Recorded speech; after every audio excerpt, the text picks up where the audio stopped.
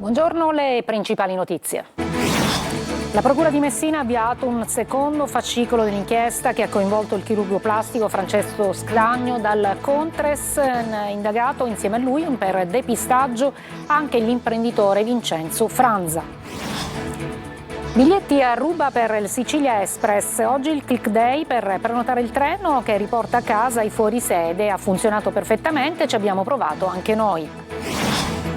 Ponte, polemiche per la decisione del governo di tagliare parte dei fondi per la costruzione dell'infrastruttura. All'attacco le opposizioni, ma il Ministero e la società Stretto di Messina confermano l'opera si farà. La segretaria del PD Elly Schlein a Catania, dopo l'Assemblea Nazionale del PD, lancia la sfida alla Meloni e ricompatta il partito in Sicilia. L'obiettivo è mandare a casa Schifani, dice. A Gela, dopo l'incendio doloso che ha distrutto il punto vendita Zangaloro prima dell'apertura ufficiale, interviene la società civile riunita di fronte a ciò che resta del locale e si è detto: questa è la vera città. A Catania Natale solidale per gli alunni della scuola Cavour che hanno consegnato a 2 portalettere di Poste Italiane giocattoli per i bambini che non ne hanno. Non potevano mancare anche le letterine per Babbo Natale. Calcio, archiviato il pari di potenza, il Catania pensa già alla sfida interna contro l'Atalanta Under 23, domenica in tribuna è atteso il presidente Ross Pelligra. In Serie B il Palermo già la testa alla gara di venerdì ad Avellino, rosanero a caccia della 4ª vittoria consecutiva.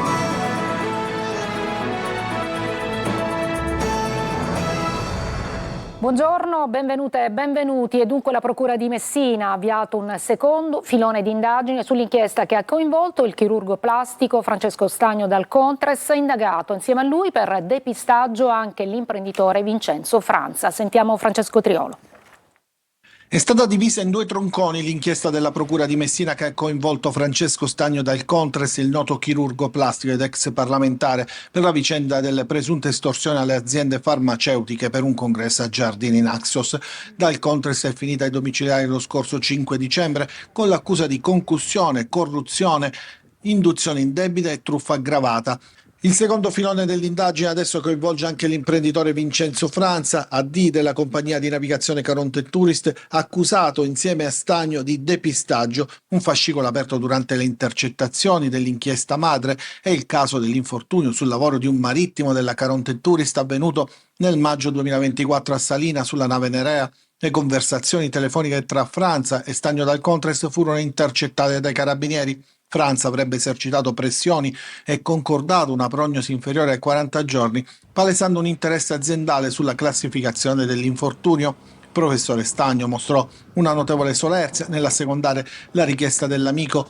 Il marittimo fu operato 3 volte, la diagnosi è stata di una frattura della rotula sinistra in aggiunta alle ferite lacero contuso e fu dimesso dopo un ricovero di 50 giorni. Nella lettera di dimissioni però cofirmata da Sclagno era omessa la prognosi in giorni e la frattura della rotula.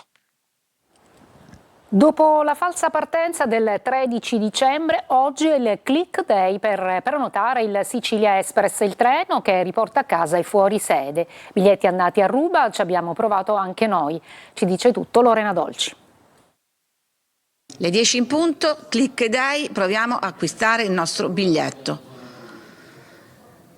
Avevamo già inserito le credenziali, ma non riusciamo a entrare sul sito. Dopo vari tentativi riusciamo a trovare un biglietto da Milano Porta Garibaldi a Catania Centrale con partenza sabato 20 dicembre e rientro il 10 gennaio. Come noi dal centro-nord, migliaia di studenti e fuorisede hanno provato a prenotare uno dei 1100 posti disponibili sul Sicilia Express, che quest'anno si è raddoppiato. Dopo i problemi tecnici del 13 dicembre scorso, che hanno costretto a fare slittare il click day a oggi, i fortunati viaggiatori possono finalmente preparare le valigie. In pochi minuti i biglietti sono andati a ruba. Partenza il 20 e il 27 dicembre, ritorno a scelta fra il 5 e il 10 gennaio. Un viaggio di quasi 24 ore da Torino con varie tappe intermedie. I siciliani pagano dai 25 ai 30 euro. Una coppia di questi treni turistici andata e ritorno costa invece alla regione 156.000 euro. Totale 312.000 euro più 56.000 per l'intrattenimento. La cifra finale sfonda così 420.000 euro. Basta un confronto. Una coppia di Intercity costa circa 20.000 euro. Critico il Codacons. Questo non è un successo, è la prova che la battaglia contro il caro voli è stata persa. Non si possono celebrare soluzioni tamponi mentre i cittadini pagano prezzi insostenibili e i contribuenti finanziano interventi che non risolvono il problema. La mobilità è un diritto, non un sacrificio.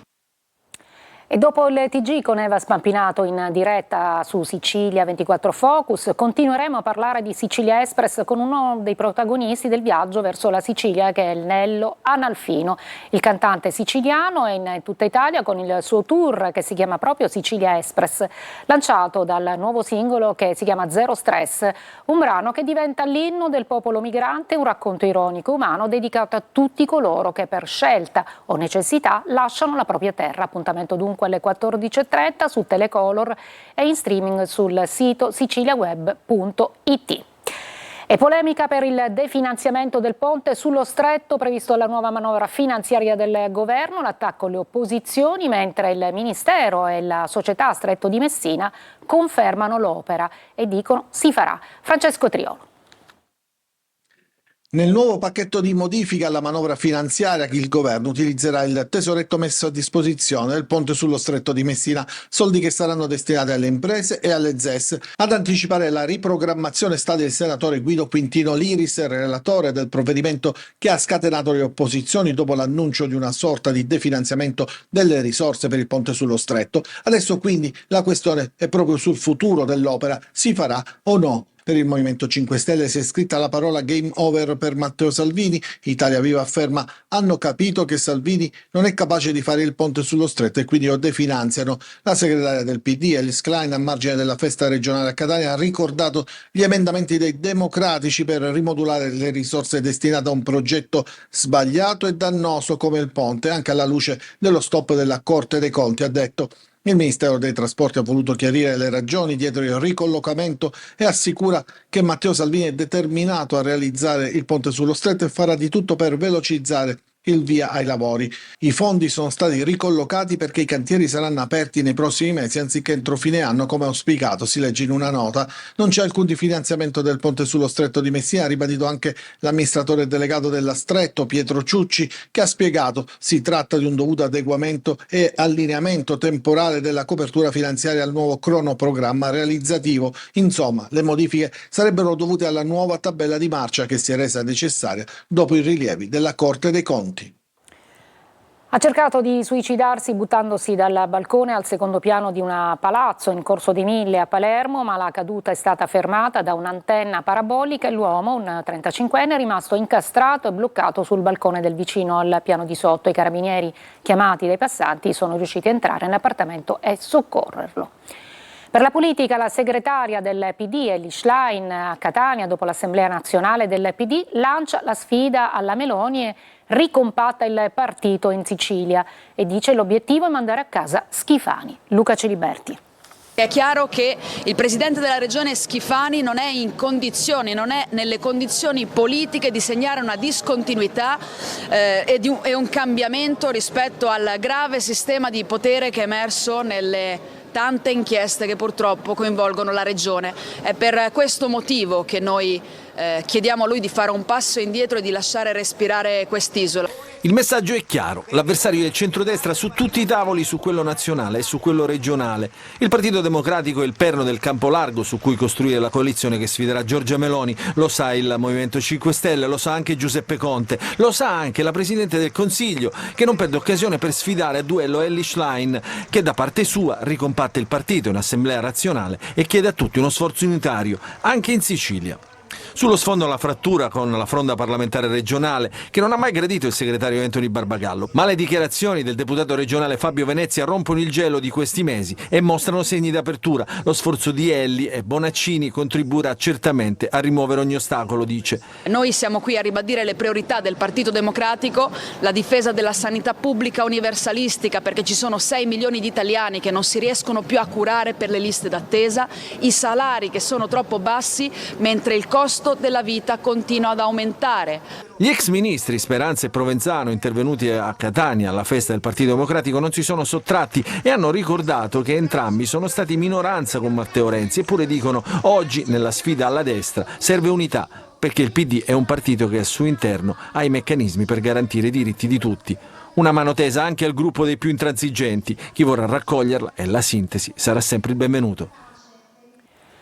Un progetto politico trasversale che vuole coinvolgere diversi partiti è quello che oggi a Palermo ha lanciato Cateno De Luca. Si chiama Governo di Liberazione. Adelaide Barbagallo. A Palermo il leader di Sud Chiama Nord, Cateno De Luca, fa il primo lancio in conferenza stampa del suo nuovo progetto politico che ha battezzato Governo di Liberazione. Denuncia una Sicilia paralizzata e propone riforme strutturali. Il governo di liberazione elaborerà in termini politici e il gruppo parlamentare, l'intergruppo parlamentare invece tradurrà in proposte nel Parlamento siciliano. Un progetto trasversale. Si tratta di una scelta che riguarda una strategia che va al di là dei partiti, con il principio sturziano che pone l'attenzione di chi fa politica alla risoluzione delle criticità e delle emergenze che non hanno colore politico, e sarà un progetto trasversale. Posso solo dirvi che già le adesioni che ci sono di varia natura come storia, ma con un unico comune denominatore: l'amore per la nostra terra. E infine manda un messaggio a Schifani. Deve uscire dalla sindrome del Re Sole e soprattutto deve uscire dalla sindrome del cerchio magico. I suoi tecnici hanno fatto più danno della bomba atomica e per l'ennesima volta con questa legge di stabilità è evidente, è sotto gli occhi di tutti. Il Policlinico Paolo Giaccone di Palermo ha disposto la sospensione dal servizio dei 4 dipendenti della Camera Mortuaria, nei confronti dei quali la Procura, nell'inchiesta di Palermo appunto che c'è stata, ha avanzato richieste di rinvio a giudizio con l'istanza di custodia cautelare in carcere. Adesso andiamo a Gela. Dopo l'incendio doloso che ha distrutto il nuovo punto vendita Zangaloro, prima dell'apertura ufficiale, istituzioni e cittadini si sono riuniti di fronte a ciò che resta del locale. Dicono: questa è la vera città. Sentiamo Gerry Italia. Un centinaio di persone si è radunato davanti ai resti del punto vendita del gruppo Zangaloro a Gela, distrutto da un incendio doloso nella notte tra l'11 e il 12 dicembre, prima dell'apertura. Il sit-in era stato convocato dal sindaco Terenziano Di Stefano dopo il rogo che ha colpito un investimento destinato alla ristorazione, con una previsione di almeno 14 assunzioni. Presenti amministratori locali, sindacati, associazioni datoriali, partiti di centrosinistra e centrodestra, associazioni e società sportive, l'antiracket e anche diversi imprenditori. Assenti per motivi di lavoro i titolari dell'azienda che, secondo quanto riferito nei giorni scorsi, non avrebbero ricevuto minacce o richieste estorsive. Gela non è quella che è alle mie spalle, ma Gela è quella che è davanti a noi, una Gela che guarda al futuro e che assolutamente ha allontanato questo tipo di passato da diversi anni. Sul piano giudiziario, il commissariato di polizia e la procura di Gela stanno conducendo le indagini per accertare le responsabilità del rogo. I sindacati hanno sottolineato l'impatto che episodi di questo tipo hanno sullo sviluppo economico e sull'occupazione. Dall'associazione antiracket di Gela invece è arrivato un invito diretto agli imprenditori a segnalare pressioni o intimidazioni. Al sit-in ha partecipato anche l'imprenditore niscemese Emanuele Lionti, da anni sotto scorta dopo aver denunciato i suoi estortori. È importantissimo che l'imprenditore che subisce questi atti senta la vicinanza degli altri imprenditori e in questo caso anche dell'istituzione, del sindaco e dell'associazione di categoria. La vicenda, come annunciato dal Comune, sarà segnalata anche alla Commissione Nazionale Antimafia. Resta aperta la questione sul futuro del punto vendita e sui tempi di un eventuale nuovo avvio dell'investimento.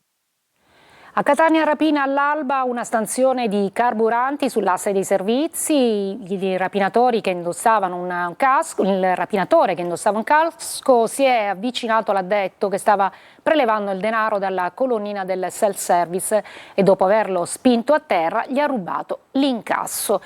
E restiamo a Catania, dove la Guardia di Finanza ha sequestrato armi, munizioni e droga in un casolare abbandonato a Montepo.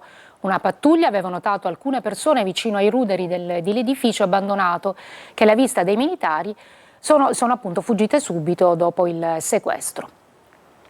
Ci fermiamo, una breve pausa, poi andremo a Palermo, dove c'è stata la tappa, una delle tappe siciliane della Fiamma Olimpica Cortina Milano 2026.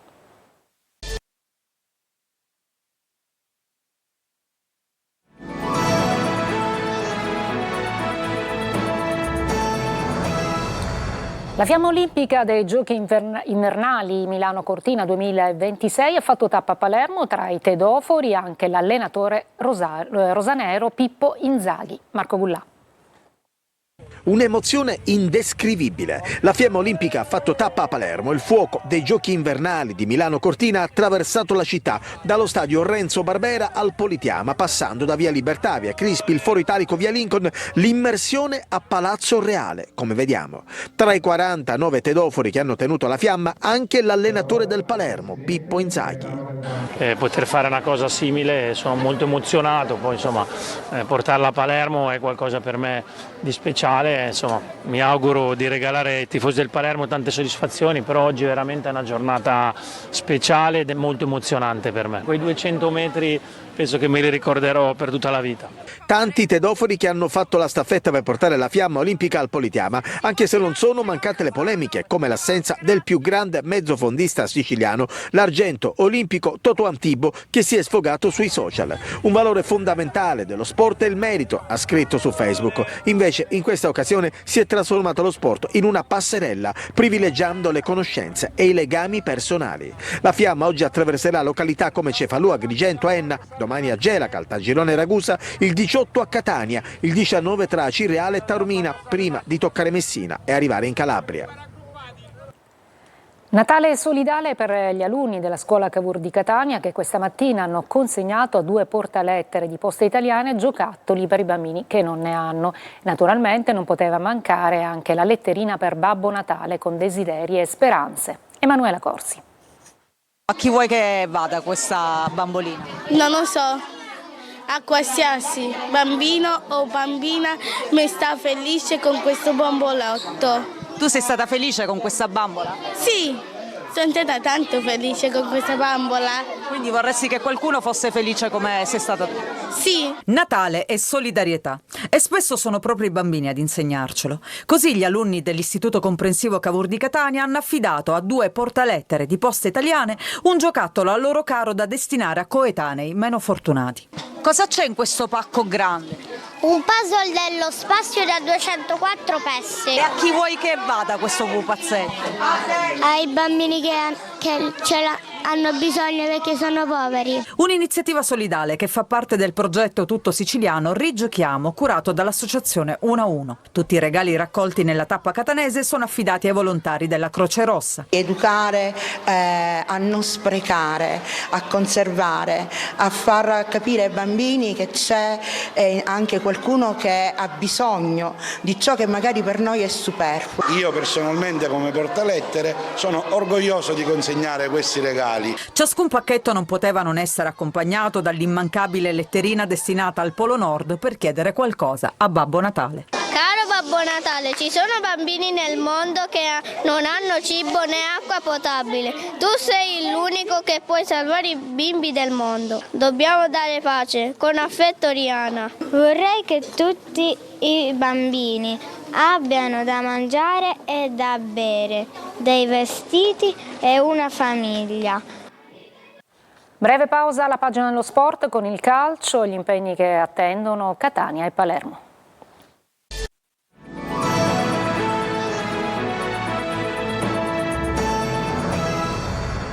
Eccoci al calcio, archiviato il pari di potenza, il Catania si prepara alla sfida casalinga contro l'Atalanta Under 23. In tribuna annunciata la presenza anche del presidente Pelligra. Tonino De Mana.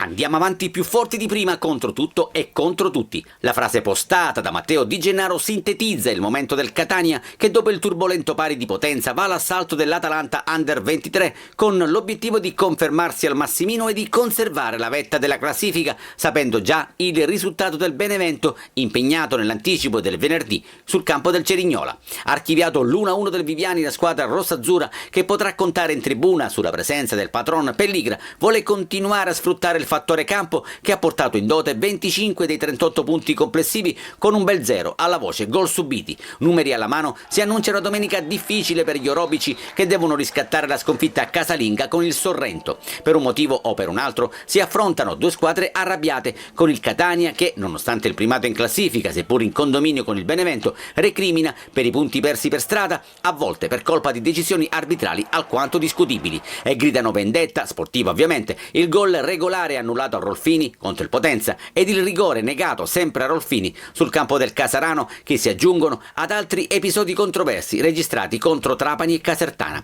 Il nostro primato dà fastidio, lo ha detto più volte mister Toscano, aprendo un dibattito che infiamma gli ambienti sportivi e non solo. Oggi intanto la squadra ha ripreso gli allenamenti, forse il modo migliore per mettere in archivio il mezzo passo falso di Potenza.